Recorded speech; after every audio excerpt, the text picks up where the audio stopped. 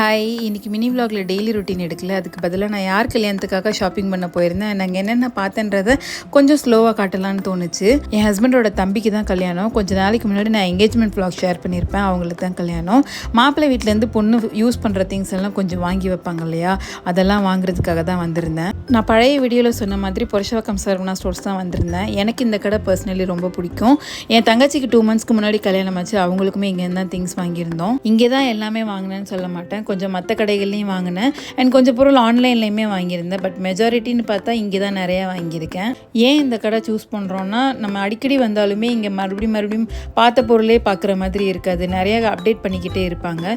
மற்ற சரவணா ஸ்டோர்ஸ் எல்லாம் கம்பேர் பண்ணும்போது எனக்கு என்னமோ இங்கே நிறைய கலெக்ஷன்ஸ் இருக்கிற மாதிரி தெரியும்.